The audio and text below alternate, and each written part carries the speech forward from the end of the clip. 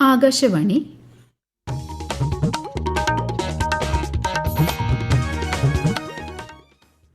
നമസ്കാരം. പ്രാദേശിക വാർത്തകൾ വായിക്കുന്നത് അശ്വതി.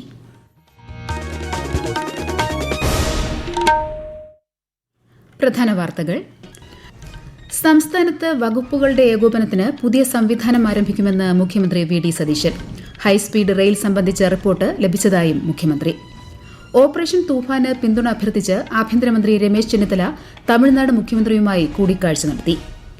വിയറ്റ്നാമിൽ ബോട്ട് അപകടത്തിൽ മരിച്ച കൊട്ടാരക്കര സ്വദേശികൾക്ക് വിട നൽകാൻ ജന്മനാട്.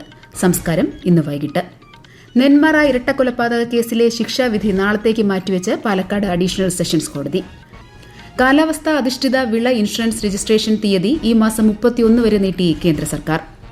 ഫിഫ ലോകകപ്പ് ഫുട്ബോൾ രണ്ടാം സെമിയിൽ ഇന്ന് അർജന്റീന ഇംഗ്ലണ്ട് പോരാട്ടം. വാർത്തകൾ വിശദമായി. സംസ്ഥാനത്ത് പൊതുഭരണ വകുപ്പിന് കീഴിൽ വകുപ്പുകളുടെ ഏകോപനത്തിന് പുതിയ സംവിധാനം ആരംഭിക്കുമെന്ന് മുഖ്യമന്ത്രി വി ഡി സതീശൻ.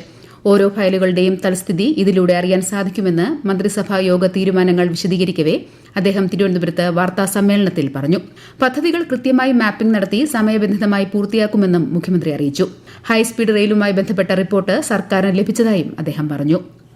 പ്രോജക്റ്റ് നടപ്പാക്കുന്നതിലെ കാലതാമസം മൂലം കോടിക്കണക്കിന് രൂപയാണ് സംസ്ഥാന ഖജനാവിൽ നിന്ന് നഷ്ടപ്പെടുന്നത്. കൃത്യമായി പ്രോജക്റ്റ് മാപ്പിംഗ് നടത്തി ഒരു പ്രോജക്റ്റ് പ്രോട്ടോകോൾ ഉണ്ടാക്കി ഒരു അക്കൗണ്ടബിലിറ്റി ഉണ്ടാക്കി കൃത്യസമയത്ത് ഈ പദ്ധതികൾ തീർക്കാനുള്ള നടപടികൾക്കാണ് തുടക്കം കുറിക്കുന്നത്. ഹൈസ്പീഡ് റെയിലുമായി ബന്ധപ്പെട്ട് ഡൽഹി മെട്രോ റെയിൽ കോർപ്പറേഷൻ തയ്യാറാക്കിയ ഇടക്കാല റിപ്പോർട്ട് ഞങ്ങൾക്ക് സമർപ്പിച്ചിരുന്നു. അത് പരിശോധിക്കുന്നതിന് വേണ്ടിയിട്ട് ഒരു വിദഗ്ധ സമിതിയെ ചുമതലപ്പെടുത്തിയിരുന്നു. ചില തുടർ നടപടികൾ കമ്മിറ്റി ശുപാർശ ചെയ്യുന്നുണ്ട്. ഓപ്പറേഷൻ തൂഫാന് പിന്തുണ തേടി ആഭ്യന്തരമന്ത്രി രമേശ് ചെന്നിത്തല തമിഴ്നാട് മുഖ്യമന്ത്രി ജോസഫ് വിജയുമായി കൂടിക്കാഴ്ച നടത്തി. ചെന്നൈയിലാണ് കൂടിക്കാഴ്ച. തമിഴ്നാട് സർക്കാരിന്റെ പൂർണ്ണ പിന്തുണ ഉറപ്പുവരുത്തുകയാണ് കൂടിക്കാഴ്ചയുടെ പ്രധാന ലക്ഷ്യം. കഴിഞ്ഞയാഴ്ച കർണാടക മുഖ്യമന്ത്രി ഡി കെ ശിവകുമാറിനെയും ശ്രീ രമേശ് ചെന്നിത്തല ബാംഗ്ലൂരിൽ സന്ദർശിച്ചിരുന്നു. വയനാട് കള്ളാടി മണ്ണിടിച്ചിൽ പ്രദേശത്ത് വിദഗ്ധ സമിതി പരിശോധന നടത്തി. കാലിക്കറ്റ് NITയിലെ doctor Santhosh G Thampi, national centre for earth science സ്റ്റഡീസിലെ ശ്രീലേഷ് എന്നിവരുടെ നേതൃത്വത്തിലുള്ള സംഘമാണ് പരിശോധന നടത്തിയത്.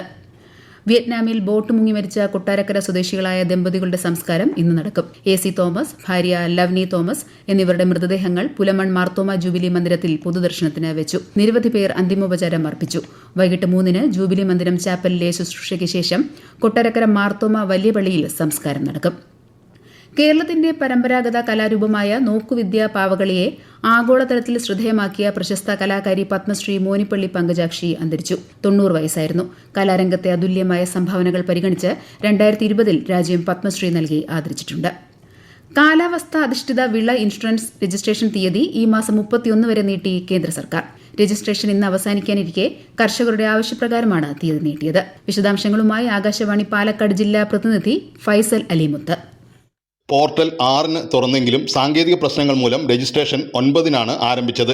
ഇതിനിടെ 2 അവധി ദിവസങ്ങൾ കൂടി വന്നതോടെ ഒട്ടേറെ കർഷകർക്ക് പദ്ധതിയിൽ ചേരാൻ സാധിക്കാത്ത സ്ഥിതിയാണ് ഉണ്ടായിരുന്നത്. തീയതി നീട്ടി നൽകിയതോടെ കൂടുതൽ കർഷകർക്ക് പദ്ധതിയിൽ ചേരാൻ അവസരം ലഭിക്കും. ഖാരിഫ് സീസണിൽ സംസ്ഥാനത്ത് ശരാശരി 90,000 കർഷകരാണ് പദ്ധതിയിൽ രജിസ്റ്റർ ചെയ്യുക. നെല്ല്, പച്ചക്കറി തുടങ്ങി 27 വിളകൾക്കാണ് പദ്ധതിയിൽ ഇൻഷുറൻസ് പരിരക്ഷ നൽകുന്നത്. സംസ്ഥാനത്ത് +1 പ്രവേശനത്തിനായുള്ള സപ്ലിമെന്ററി അലോട്ട്മെന്റിന് ഇന്നുകൂടി അപേക്ഷിക്കാം. അലോട്ട്മെന്റ് ഞായറാഴ്ച പ്രസിദ്ധീകരിക്കും. കൂടുതൽ വിവരങ്ങൾക്ക് hscap.kerala.gov.in എന്ന വെബ്സൈറ്റ് സന്ദർശിക്കുക.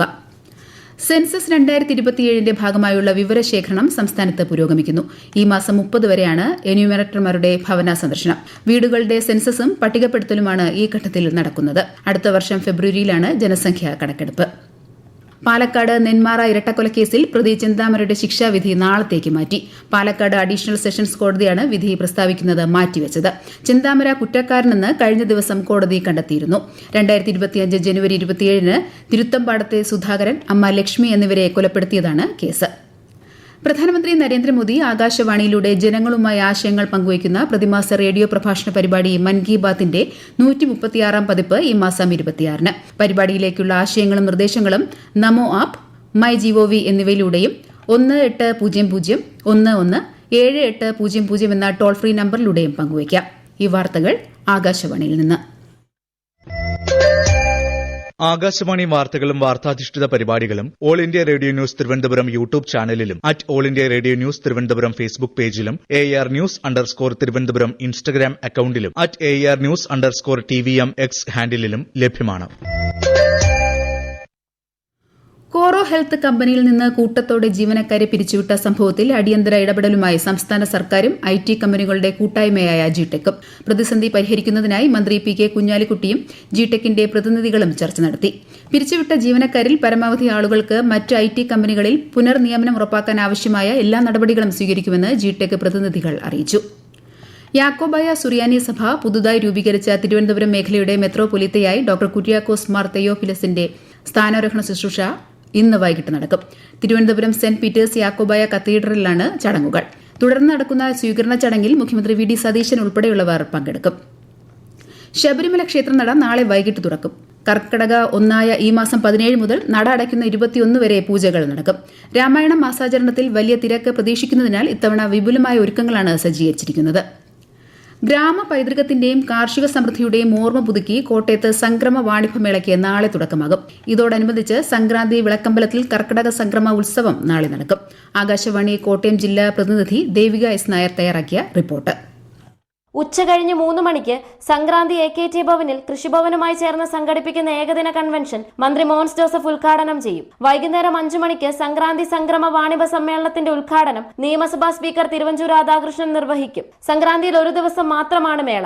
അതേസമയം പാക്കൽ ധർമ്മശാസ്ത്ര ക്ഷേത്രത്തിന് എതിർവശത്തുള്ള പടനിലം മൈതാനത്ത് വെള്ളിയാഴ്ച മുതൽ 1 മാസത്തേക്ക് പാക്കൽ വാണിഭം നടക്കും. കാർഷിക പണിയായുധങ്ങൾ, മൺചട്ടികൾ, ഇരുമ്പ് സാധനങ്ങൾ തുടങ്ങിയവയുമായി കച്ചവടക്കാരെത്തും. പൊതുവിഭാഗം റേഷൻ കാർഡുകൾ മുൻഗണനാ വിഭാഗത്തിലേക്ക് മാറ്റാൻ ഓൺലൈൻ അപേക്ഷ മറ്റന്നാൾ വരെ സ്വീകരിക്കും. അക്ഷയ കേന്ദ്രം, സിവിൽ സപ്ലൈസ് വകുപ്പ് വെബ്സൈറ്റിലെ സിറ്റിസൺ ലോഗിൻ എന്നിവ മുഖേനയാണ് അപേക്ഷിക്കേണ്ടത്. വയനാട് മാനന്തവാടി പിലാക്കാവിലും പരിസരങ്ങളിലും പശുക്കളിൽ ചർമ്മരോഗം വ്യാപകം. നിരവധി പശുക്കൾ ചർമ്മമുഴ ബാധിച്ച് അവശ നിലയിലാണ്. സൌജന്യ പ്രതിരോധ കുത്തിവയ്പ് ഉൾപ്പെടെ അധികൃതരുടെ ഭാഗത്തുനിന്നും അടിയന്തര നടപടികൾ ഉണ്ടാകണമെന്ന് കർഷകർ ആവശ്യപ്പെട്ടു. കൂടുതൽ വിവരങ്ങളുമായി ആകാശവാണി വയനാട് ജില്ലാ പ്രതിനിധി അരുൺ വിൻസെന്റ്. 2 വയസ്സ് പ്രായമുള്ള പശുക്കിടാവാണ് കഴിഞ്ഞ ദിവസം ചത്തത്. ഈച്ചകളിലൂടെയും മറ്റുമാണ് രോഗം പടർന്നു പിടിക്കുന്നത്. പശുക്കളുടെ ചർമ്മത്തിൽ മുഴകൾ രൂപപ്പെട്ട് വ്രണമായി മാറി മരണപ്പെടുകയാണ് ചെയ്യുന്നത്. പ്രതിരോധ കുത്തിവെപ്പ് എടുക്കുക മാത്രമാണ് പ്രതിവിധി. കഴിഞ്ഞ വർഷം പുൽപ്പള്ളി മേഖലയിലും ഈ രോഗം പടർന്നു പിടിച്ചിരുന്നു. അതേസമയം മൃഗസംരക്ഷണ വകുപ്പിന്റെ നേതൃത്വത്തിൽ കർഷകരുടെ വീടുകളിലെത്തി പശുക്കളുടെ രക്തസാമ്പിളുകൾ ശേഖരിക്കുകയും പ്രതിരോധ മരുന്നുകൾ നൽകുകയും ചെയ്തു. ഏക ഉപജീവന മാർഗമായിരുന്ന ക്ഷീരമേഖല കൈവിടേണ്ടി വരുമോ എന്ന ഭീതിയിലാണ് വയനാട്ടിലെ ക്ഷീര കർഷകർ. 3 മത്സരങ്ങളുള്ള ഇന്ത്യ-ഇംഗ്ലണ്ട് ഏകദിന ക്രിക്കറ്റ് പരമ്പരയിലെ 2ാം മത്സരം നാളെ നടക്കും. വൈകുന്നേരം 5:30-നാണ് മത്സരം. ഇന്നലെ നടന്ന ആദ്യ മത്സരത്തിൽ ഇന്ത്യ 6 വിക്കറ്റിന് ജയിച്ചു. ഫിഫ ലോകകപ്പ് ഫുട്ബോളിലെ 2ാം സെമിയിൽ നിലവിലെ ചാമ്പ്യന്മാരായ അർജന്റീന ഇംഗ്ലണ്ടിനെ നേരിടും. ഇന്ത്യൻ സമയം ഇന്ന് അർദ്ധരാത്രി 12:30-നാണ് മത്സരം. ആദ്യ സെമിയിൽ ഫ്രാൻസിനെ എതിരില്ലാത്ത 2 ഗോളിന് പരാജയപ്പെടുത്തി സ്പെയിൻ ഫൈനലിൽ പ്രവേശിച്ചു. 2ാം സെമിയിലെ വിജയികളുമായി ഈ മാസം 20-ന് നടക്കുന്ന ഫൈനലിൽ സ്പെയിൻ ഏറ്റുമുട്ടും. ഇന്ത്യൻ വംശജനായ നാസ ബഹിരാകാശ യാത്രികൻ അനിൽ മേനോൻ ഉൾപ്പെട്ട 3-അംഗ സംഘം 8 മാസം നീളുന്ന ദൌത്യത്തിനായി അന്താരാഷ്ട്ര ബഹിരാകാശ നിലയത്തിലെത്തി. ഇന്ത്യൻ സമയം ഇന്നലെ രാത്രി 8:17-നാണ് യാത്ര ആരംഭിച്ചത്. 2027 ഏപ്രിലിൽ സംഘം മടങ്ങിയെത്തും. ഇന്ത്യ-UK സമഗ്ര സാമ്പത്തിക വ്യാപാര കരാർ പ്രാബല്യത്തിൽ. ചരിത്രപരമായി ഈ കരാറിലൂടെ ഇന്ത്യയിൽ നിന്നും കയറ്റുമതി ചെയ്യുന്ന 99% ഉൽപ്പന്നങ്ങൾക്കും UK വിപണിയിൽ നികുതി ഇളവ് ലഭിക്കും.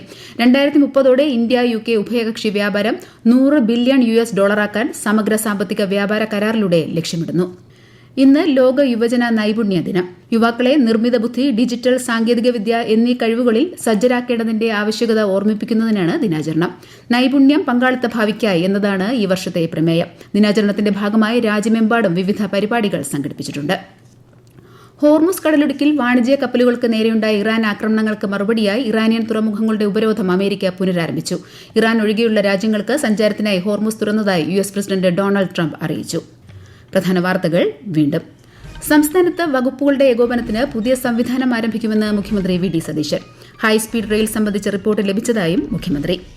ഓപ്പറേഷൻ തൂഫാന് പിന്തുണ അഭ്യർത്ഥിച്ച് ആഭ്യന്തരമന്ത്രി രമേശ് ചെന്നിത്തല തമിഴ്നാട് മുഖ്യമന്ത്രിയുമായി കൂടിക്കാഴ്ച നടത്തി. വിയറ്റ്നാമിൽ ബോട്ട് അപകടത്തിൽ മരിച്ച കൊട്ടാരക്കര സ്വദേശികൾക്ക് വിട നൽകാൻ ജന്മനാട്. സംസ്കാരം ഇന്ന് വൈകിട്ട്. നെന്മാറ ഇരട്ടക്കൊലപാതക കേസിലെ ശിക്ഷാവിധി നാളത്തേക്ക് മാറ്റിവെച്ച് പാലക്കാട് അഡീഷണൽ സെഷൻസ് കോടതി. കാലാവസ്ഥ അധിഷ്ഠിത വിള ഇൻഷുറൻസ് രജിസ്ട്രേഷൻ തീയതി ഈ മാസം 31 വരെ നീട്ടി കേന്ദ്ര സർക്കാർ. ഫിഫ ലോകകപ്പ് ഫുട്ബോൾ 2ാം സെമിയിൽ ഇന്ന് അർജന്റീന ഇംഗ്ലണ്ട് പോരാട്ടം. പ്രാദേശിക വാർത്തകൾ കഴിഞ്ഞു. അടുത്ത വാർത്താ പ്രക്ഷേപണം 12:50.